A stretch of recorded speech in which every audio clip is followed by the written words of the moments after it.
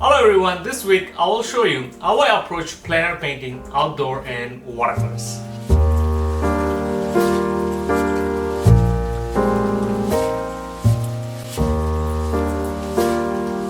Welcome to my home studio where I share my passion for watercolor paintings. My name is Dinesh. Did you know that plein air painting can transform your artistic skill and sharpen your eye in just one session? In this video, I will share my tips and techniques for painting outdoors in watercolors. I understand that it can be overwhelming to capture your surroundings, especially with changing light and things going around it. But I'll guide you through the process step by step, from picking up the location and choosing supplies and creating a simple composition.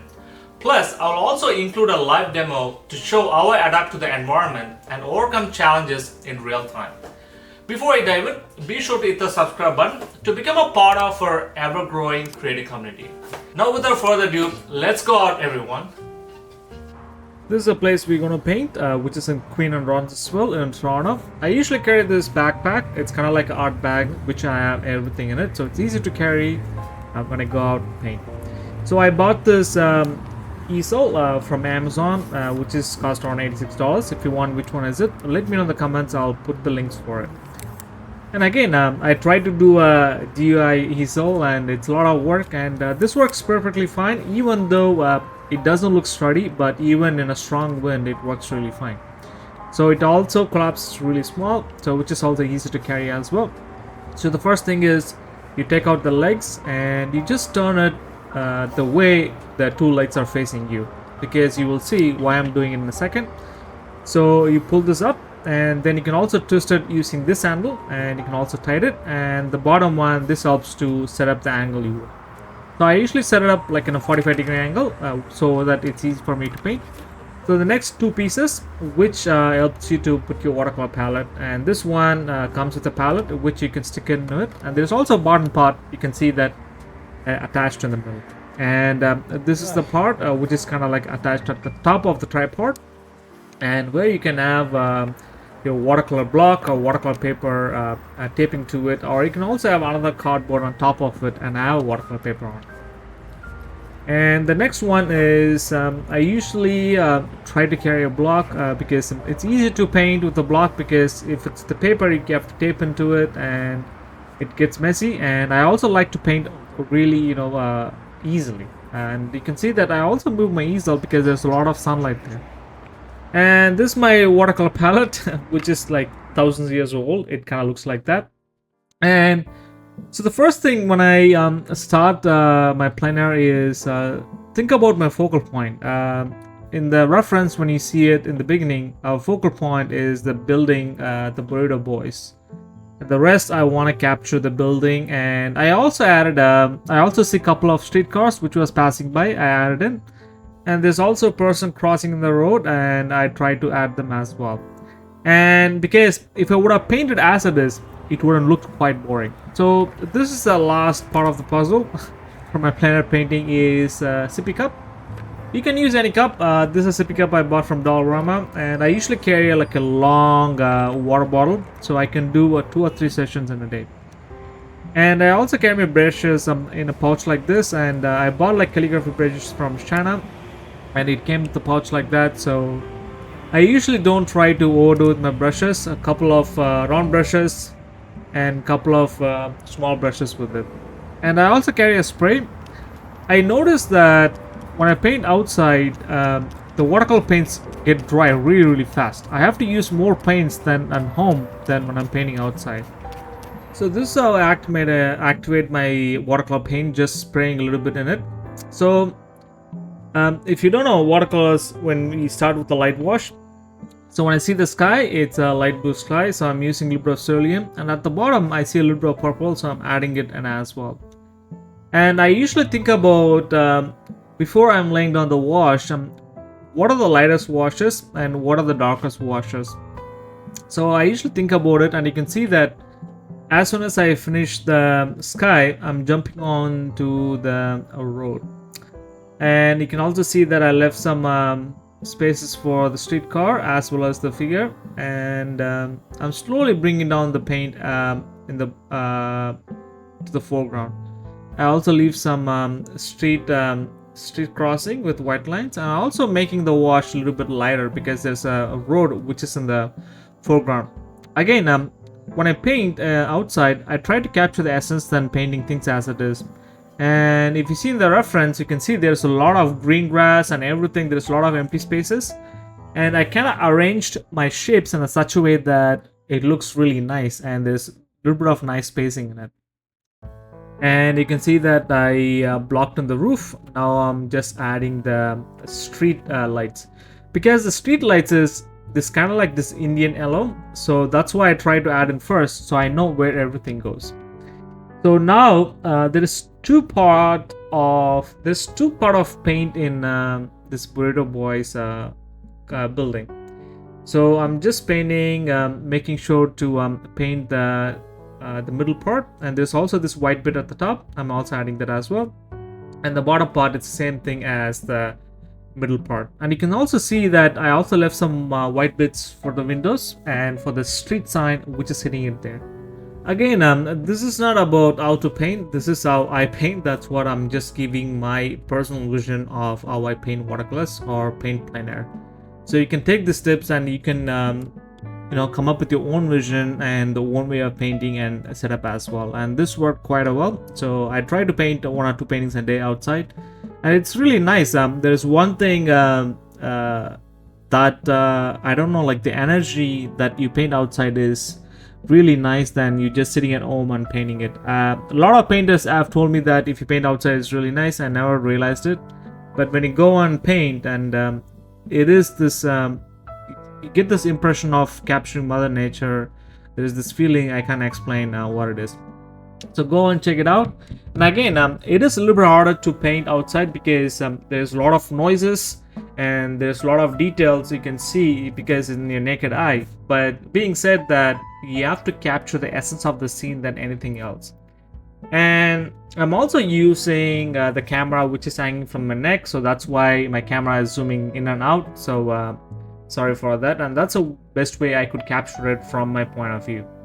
So you can see that I kind of blocked in the first wash as fast as I can. So now I'm going to do a couple of darker marks or the mid-tone value to get the shapes. So whenever I paint, there's one thing I try to capture in every painting is just creating the forms of it. So what I mean by that is I always make sure that the forms of my building reads properly, because it have to look 3D once I finish the painting. So that's my ultimate goal, and I try to do this by thinking about light and shadows. I try to capture the lighting and shadows. There's another challenge I have noticed when you paint outside is the lighting conditions. So you have to be a little bit good at lighting, how it works and everything. And because once you start with one lighting condition and it drastically changes to another light like in an hour, so that's why you also have to work and paint really fast when you paint as well. You can also, what you could do is, sometimes I do this, is just to capture the image in your phone and see the lighting where it sits, and you paint it like once you know where the lighting direction, how you want to explore it and show it, then use that lighting on your painting. But again, it's you shouldn't be sitting and take your time while painting plein air. I usually try to paint really fast. That's why my strokes are a little bit loose and fast, and that's why you should do it too. And if you're working at home on a studio, you can take your time, make your strokes right. So that's the other thing sometimes I do is when I do a painting outside, I take it home and then I do it. So what I did is, somebody was talking to me. She is an artist too, and she was asking a lot of questions, and she wanted to add me on Instagram. And that's the other thing, painting outside, is meeting a lot of people. You meet a lot of people come and stop by, ask a lot of questions and everything. It is really fun sometimes, but sometimes when you want to paint really fast, you won't have time to talk to them. But again, it is really nice. You'll meet a lot of artists, a lot of interesting people as well. And you also build up your followers in a way, and you also meet up some fans, or it is surprising. I met some clients of me who bought my painting. They also saw me doing plein air, and they were really surprised to see me, and it's really good. So that's why I highly recommend, if you're an artist, if you're doing as an hobby or a professionalist, I highly recommend to go out and paint, because you learn a lot of stuff. I didn't realize until I started painting plein air is how things are in real life, because things in real life is really light. When you take a picture, the images become darker and everything looks darker. But when you go and paint outside, and you will start noticing all those things, the atmosphere and how light affects the space, the location, and based on the mood and everything. And you also see like how things that exist in reality reacts to the lighting conditions, even if it's a noon scene or evening scene or anything like that. Again, you take everything what you learn from what's in front of you, and you try to expand it, put your own vision on it, and having an impression on it. So you can see that quite fast I started with the first wash, the lightest wash as possible, and I slowly build up my value to get this really nice painting. And you can see I also added the Brustro Brushes. And watercolors, there's one thing you have to keep in mind, that you have to start with the lightest wash and slowly build up the value, and that's what I did. And watercolors are also really fast, and it's really fast to paint as well. And a lot of people surprised that whenever I paint outside, I tell them that it only took me an hour. They get really surprised because when you paint outside, in the beginning, as I said, you have to paint really fast. You don't have time for it because the lighting changes and everything changes. And it also other way of not to focus on details, just capturing the essence of it. Because when you paint fast, there is one thing is that your mind doesn't try to get each and individual stuff. So you can see that the left hand side has a lot of this space. So usually what I do is I usually try to put some leading lines which take us into the painting. So the way this painting I planned is just the figure, and there's this pole. I don't want to add it. And the foreground looked really weak as well, and I'm just going to add a shadow in the foreground just to create a little bit of contrast. And you can see that I also try to create a lead in from the pole, the figure, and the Brustro Brushes, then the streetcar. And I also noticed that the roof kind of lacked a little bit of the value, and I kind of add that as well. And I'm trying to add a couple of this so one thing I usually do, as I said in the beginning of the tutorial, is like making things look 3D.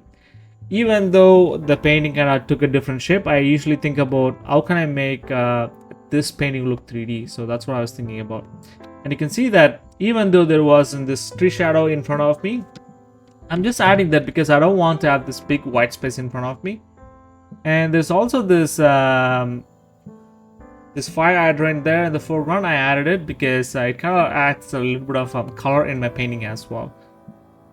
And I'm adding this, there's also the Brustro Brushes. There's two colors, there's red and there's also darker color on top of it as well. And I'm trying to add that. And I usually squint my eyes when I paint my painting, because that gives the lighting and it just minimizes the details right in front of me. And that's what I was thinking about. And you can see that I also left this white bit on top of the streetcar and I added it in. So now I'm using white paint to bring some of the highlights on the figure and the lights inside the Brustro Brushes and everything, and the street sign. And I try to keep it minimal, because when you use white paint, people go crazy. That's why I tell my students, like, try to squint your eyes and see the details where it is really necessary. And don't try to just go and fix the entire building with a white paint. So white paint is just to bring out again, I'm kind of using recording this video on a neck by a neck holder with my phone in it. That's why I'm keep on zooming out and zooming out. So when I'm zooming out and zooming in my painting, what I'm doing it is going back and seeing the painting if it works and what I'm seeing in front of me. And that I also go back and squint my eyes and check how my painting looks like, what I'm seeing in the reference. And I'm using this yellow paint and trying to add in the streets, because in streets in Toronto they usually have it in the middle of the road. And you can see that how bright our location is compared to my painting, because when I started the lighting condition was a little bit dull and eventually it got brighter. So now it's your turn. Go out and capture what's in front of you and enjoy the process of it. But if you have any questions regarding the supplies, materials I've been using for this video, let me know in the comment sections, and I'll put out all the links and I'll try to help you as much as you can so that you can go out and paint. Thank you once again for watching this painting tutorial. Please feel free to share your thoughts on the video in the comment section below. If you have any other watercolor related topics or plein air you'd like me to cover, reach out to me at watercolorimpressions@gmail.com or leave a comment down below. Don't forget to give this video a thumbs up and be sure to hit the subscribe button to become a part of our learning community.